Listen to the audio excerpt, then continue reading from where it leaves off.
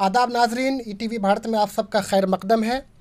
5 रियासतों में होने वाले असम्बली इंतखाबात के इब्तदाई रुझानात सामने आ गए हैं। जो रुझानात आए हैं उससे ये मतलब साफ़ हो चुका है कि 5 रियासतों में से 3 में कांग्रेस को जो है वो सबकत हासिल हो रही है। राजस्थान में कांग्रेस जो है हुकूमत की साजिश तरफ बहुत तेज़ी से बढ़ रही है, बीजेपी को शिकस्त फास का सामना है। वहीं छत्तीसगढ़ में भी जो है कांग्रेस ने जो है अनएक्सपेक्टेड गैर मुतवक्का तौर पे जो है वो जीत हासिल कर रही है और तमाम क़यास आराइयों को दरकिनार कर दिया है। जबकि मध्य प्रदेश में मुकाबला बहुत सख्त है, लेकिन उसके बावजूद जो रुझानात है वो ये बता रहे हैं कि कांग्रेस वहाँ भी हुकूमत साजी करने जा रही है बहुत मुमकिन तौर पे। इन तमाम रुझानात को देखने के बाद हम इस वक्त जो है मौजूद है अपने स्टूडियो में। हमारे साथ 2 सीनियर जर्नलिस्ट मौजूद हैं, जनाब श्रवण शुक्ला साहब, जिन्होंने जो है वो 1990 से लेकर अब तक जो है वो बीजेपी की पॉलिटिक्स पे बहुत ही गहरी नज़र बनाई रखी है और तमाम एनालिसिस किया है बीजेपी के तमाम उतार चढ़ाव, नशीब फराज जो इस वक्त तक 90 से अब तक जो उसने हासिल किए हैं, जो कामयाबियाँ, उन सब पे उनकी नज़र है। हमारे साथ मौजूद है, सर आपका इस्तकबाल है इस स्टूडियो में। हमारे दूसरे गेस्ट जो है इस वक्त है वो जनाब सलाउद्दीन जैन साहब है। एक लंबा तजर्बा है उनका मीडिया में और काफ़ी जो है वो एनालिटिकल उन्होंने काम किया है हिंदुस्तान की सियासत पे। वो इस वक्त ईटीवी उर्दू के जो है डेस्क इंचार्ज है और ग्रुप एडिटर है। वो हमारे साथ मौजूद। सर आपका भी इस्तकबाल है इस प्रोग्राम में। सबसे पहले हम अपने मेहमान शुक्ला साहब से ये जानना चाहेंगे, सर बीजेपी ने जो है वो तमाम कुछ एफर्ट किए थे, पूरी मिशनरी लगा दी थी, अमित शाह जो है बड़े बड़े दावे कर रहे थे और वो तमाम जो है वो हरबे अपनाए गए जिससे जो है इंतखाबात जीता जा सके, लेकिन आखिर कहाँ कमी रह गई जिससे जो है बीजेपी को नुकसान उठाना पड़ रहा है? देखिए, अगर जो जिस तरह के नतीजे सामने आए हैं उस छत्तीसगढ़ को अगर हम देखें तो छत्तीसगढ़ में सबसे ज़्यादा चौंकाने वाले नतीजे थे। राजस्थान को अगर देखें तो राजस्थान में एक एक्सपेक्टेड लाइन पे था कि वहाँ बीजेपी कमज़ोर हो रही है because of the leadership issues थे वहाँ पर बहुत ज़्यादा।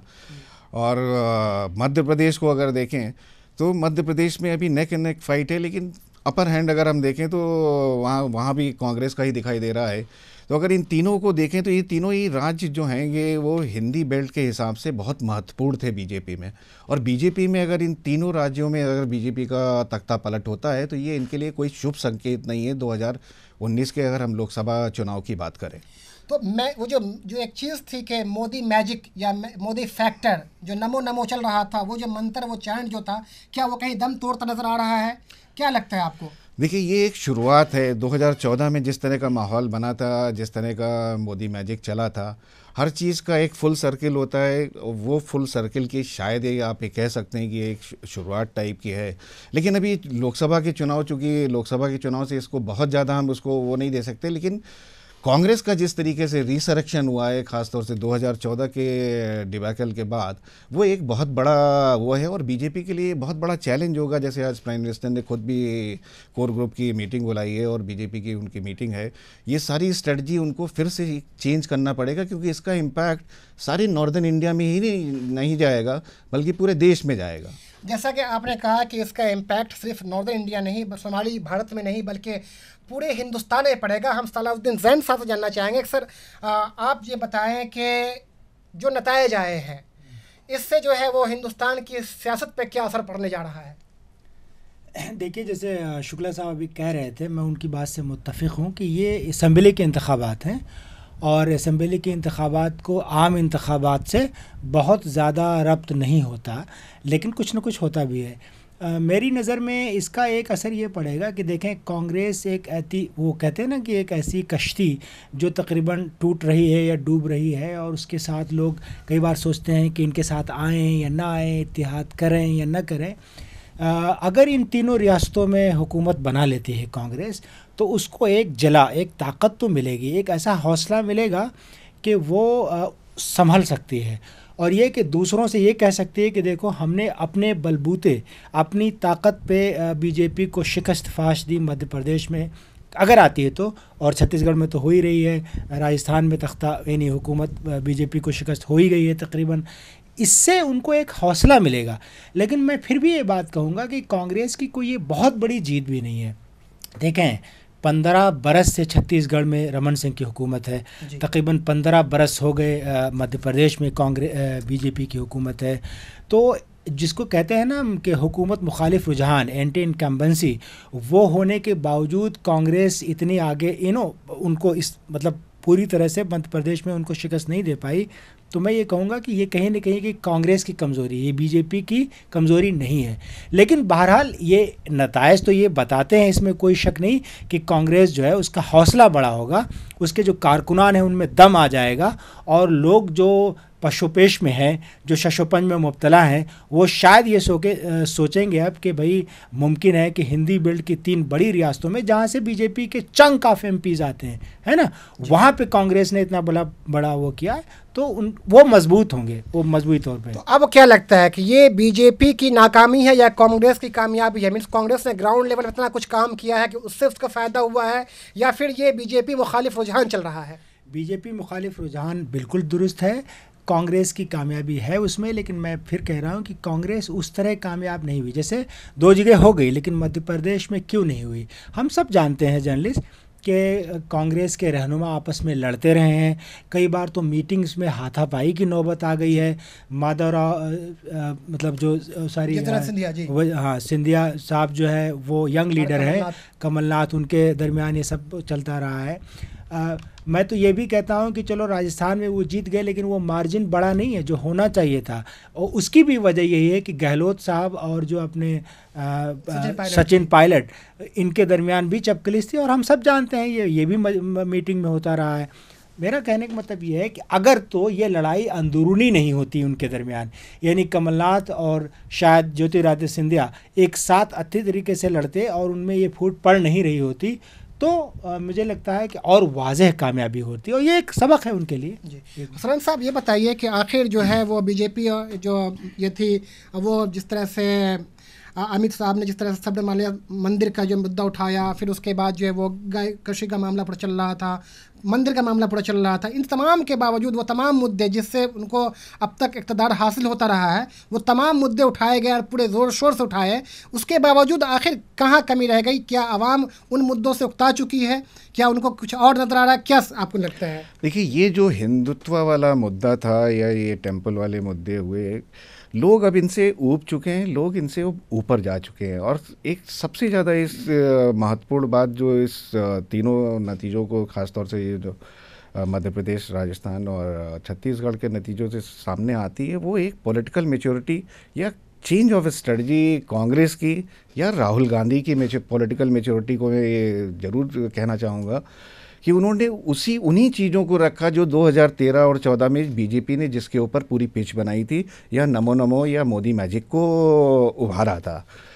कांग्रेस ने भी वही किया। छत्तीसगढ़ के उन्होंने मैनिफेस्टो में फार्मर्स के मुद्दों को डाला, जिनको बीजेपी ने ट्राई ज़रूर किया था, लेकिन कांग्रेस ने उससे ऊपर जाके उनको किया कि हम ऋण माफ़ी भी करेंगे और हम क्या कहते हैं एमएसपी को 200 से 300 रुपए भी बढ़ाएंगे अगर हम पावर में आते हैं।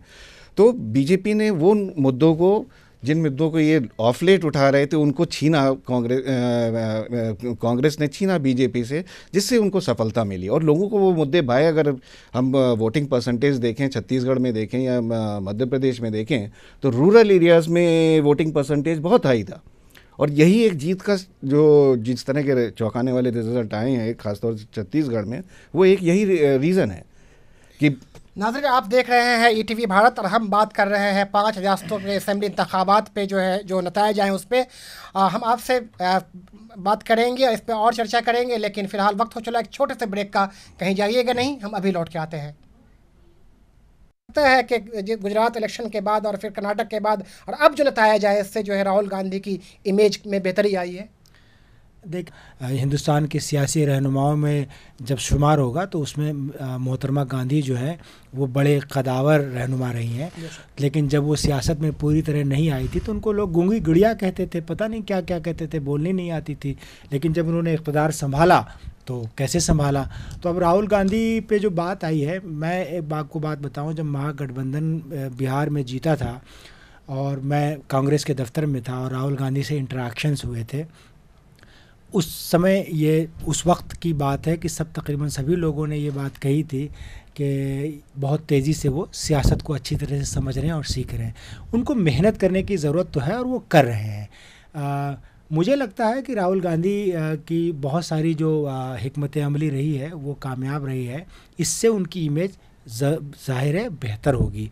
उसकी वजह यह है कि बहुत से लोग, जो मैंने जैसे पहले भी कहा कि शुगु को शुबहात में मुब्तला हैं, ख़ास तौर पे इलाक़ाई जमातें, उनको ये लगता है कि कहीं ऐसा ना हो कि राहुल गांधी हमें भी डुबा दें इन इंतखाबात के बाद। और जैसे कि शुक्ला जी अभी कह रहे थे कि हिंदी बेल्ट में यानी राजस्थान, मध्य प्रदेश और छत्तीसगढ़ 15 बरस से यहाँ के जो ज़्यादातर अरकान पार्लियामान जो हैं इन तीनों रियासतों के, वो तब मुंतखब होकर के बीजेपी के लिए जाते हैं। तो अगर इन 3 रियासतों में राहुल गांधी आ जाते हैं और मतलब इक़्तिदार में ले आते हैं, तो उनकी इमेज ज़ाहिर है बहुत मजबूत होगी, उन पे लोग ज़्यादा यकीन करने लगेंगे, उनका ख़ुद का एतमाद पुख्ता होगा। मेरी समझ से जो मैं जहाँ तक मैं जानता हूँ, इससे कांग्रेस पार्टी को, ख़ुद राहुल गांधी को और उनके कारकुनान को, तीनों ही मजबूत होंगे, तीनों में हौसला पैदा होगा। सरन जी ये बताइए कि जिस तरह सर ने बताया, एक चीज़ सलाउद्दीन साहब ने कहा कि इससे कांग्रेस को फ़ायदा होने जा रहा है, तो 2019 जो आम इंतखाबात है, लोकसभा इलेक्शन है, उसमें जो है वो क्या राहुल गांधी एक पीएम के चेहरे के तौर पे उभर पाएंगे? देखिए, कांग्रेस ने राहुल गांधी को एक पीएम के चेहरे की तरह से प्रोजेक्ट किया ही हुआ है और ये चीज़ बिल्कुल सामने आ चुकी है। लेकिन ये जो नतीजे आए हैं, इनको हम बहुत ज़्यादा, इसलिए जैसे अभी सलाउद्दीन साहब ने भी कहा कि बहुत ज़्यादा, क्योंकि जो आम चुनाव होते हैं वो नेशनल मुद्दों पे लड़े जाते हैं। लेकिन कांग्रेस का ये एकदम से एक ये कहा जा सकता है कि ये रिसरेक्शन है। और जिस तेज़ी से कांग्रेस ने इन मजबूत राज्यों में तख्ता पलट किया है या करने जा रही है बीजेपी का, उससे कांग्रेस को आने वाले चुनाव में अपने पार्टी के कैडर को मजबूत करने में, जनता के बीच में जाने में, और जिस तरह की स्ट्रेटजी बना रही है कांग्रेस, या जिस तरह की स्ट्रेटजी कांग्रेस बनाई, उसको और आगे बल मिलेगा। तो पार्टी एक तरह से हम कह सकते हैं कि पार्टी एक मजबूती से उभर के आई है, और ख़ास तौर से लोकसभा चुनाव जब इतने नज़दीक है। तो आपको क्या लगता है कि जब कांग्रेस के एक तरफ से जो है वो एक नई हिकमत अमली के साथ आई है सामने, लेकिन बीजेपी को जो इस वक्त जो सेटबैक मिला है, जो उनको धचका लगा है, तो बीजेपी की अगली स्ट्रेटजी क्या हो सकती है? जिस तरह से आज पीएम ने एक मीटिंग तलब की है, तो अगला उनका कदम क्या होगा? देखिए, बहुत सारी चीज़ें हैं ये आज में इनका आत्मंथन होगा। इस आत्मंथन में ये बहुत सारी चीज़ों को देखेंगे कि क्या मुद्दे थे, जिन मुद्दों से कांग्रेस को फ़ायदा मिला और इनको फ़ायदा नहीं मिला। तो नेचुरली एक जाहिर सी बात है कि बीजेपी को अपनी पूरी स्ट्रेटजी फिर से रिवाइव करनी पड़ेगी, और आने वाले समय में हो सकता है वो फिर से सहारा लें रिलीजन का या हिंदुत्व का, अग्रेसिव हिंदुत्व का।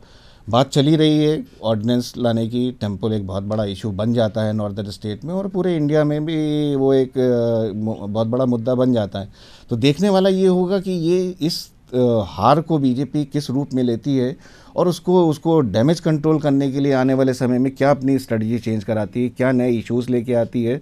क्योंकि ये बिल्कुल अब क्लियर होता चला जा रहा है कि आने वाले समय में जनता गैर मुद्दों को इतना वो नहीं देगी जितना वो डेवलपमेंट के ऊपर ज़्यादा ध्यान देती है। और सबसे बड़ी चीज़ ये है कि देखिए, अगर आप देखें तो ट्राइबल बेल्ट्स में आप देखिए, चाहे वो एमपी के हो, चाहे आप वो राजस्थान के देखिए, या आप इवन छत्तीसगढ़ में सबसे ज़्यादा देखने को मिली।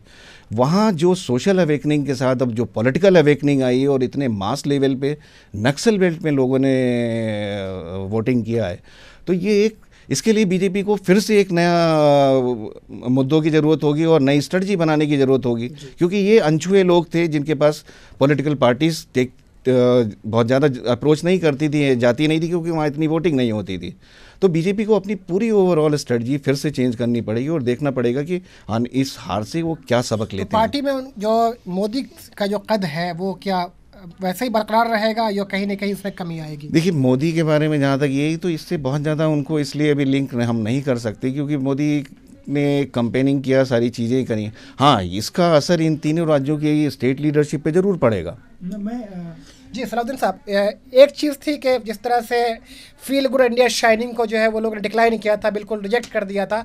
क्या अच्छे दिन और सबका साथ सबका विकास का भी वही हाल होने जा रहा है? ये बहुत क़ब्ल आज वक्त होगा ये सब बातें कहना, क्योंकि देखें 2019 के जब आम इंतखाबात होंगे उसमें मोदी बमुकाबिल राहुल गांधी होगा, और उसको फिर इस तरह कंपेयर किया जाएगा, मवाजना लोग इस तरह करेंगे कि क्या राहुल गांधी मुल्क को चलाएंगे या मोदी चलाएंगे। उसमें अभी भी जो छवि है, देखिए मोदी वज़ीर आज़म नरेंद्र मोदी की जो छवि, जो एक इमेज बनी है, वो एक बड़ी मैचो मैन की बनी हुई है, जो न सिर्फ मुल्क की बहुत ज़्यादा मुहाफिज है सिक्योरिटी के इश्यूज़ पे, बल्कि एक ऐसे भी है कि वो हिंदू मेजॉरिटी के बहुत बड़े मसीहा हैं। अगर कांग्रेस को कामयाबी हासिल करनी है तो इन सब चीज़ों में ना पड़ करके, जैसे कि शुक्ला जी ने कहा, मईशत, इकॉनमी पे तवज्जो देनी है। बेरोज़गारी इस वक्त जो है चरम सीमा पे है, यानी यूँ कह लें कि मेरा ख़्याल है कई बरसों के बाद हिंदुस्तान में इस वक्त सबसे ज़्यादा नौजवान बेरोज़गार हैं। इसी तरीके से आप देखें कल आरबीआई में क्या हुआ है, हुकूमत ज़बरदस्ती ज़ोर दे रही है। सीबीआई में क्या हुआ है, सुप्रीम, सुन लीजिए, हाँ मुझे एक मौका दीजिए। तो मैं ये कह रहा हूँ कि ये इतने सारे इश्यूज़ हैं कि ख़ुद हुकूमत जो है मतलब उसने इदारों को, जो हुकूमती इदारे हैं, इंस्टीट्यूशंस हैं, उनको ही एक तरह से आपस में भिड़ाया हुआ है। उसका एक मैसेज धीरे धीरे जा रहा है, लेकिन कांग्रेस को बीजेपी के ट्रैप में नहीं आना है। इन्हीं मसाइल को आवाम के साथ ले जाना है कि देखें, ये बीजेपी तो जाहिर है, जैसे शुक्ला जी ने कहा कि बीजेपी अगर देखेगी कि आखिर में कुछ नहीं है तो वो मंदिर का कुछ करेगी या पूरा एक तहरीक छेड़ देगी, हो सकता है सरहद पे कुछ करे। ये था हमारा आज का ख़ास प्रोग्राम। हमने इस प्रोग्राम में चर्चा किया 5 रियासतों के होने वाले असेंबली इंतखाबात के नताइज और रुझानात पे अपने 2 सहाफ़ियों के साथ। उम्मीद के आपसे एक नए प्रोग्राम में फिर मुलाकात होगी। तब तक के लिए दीजिए इजाज़त।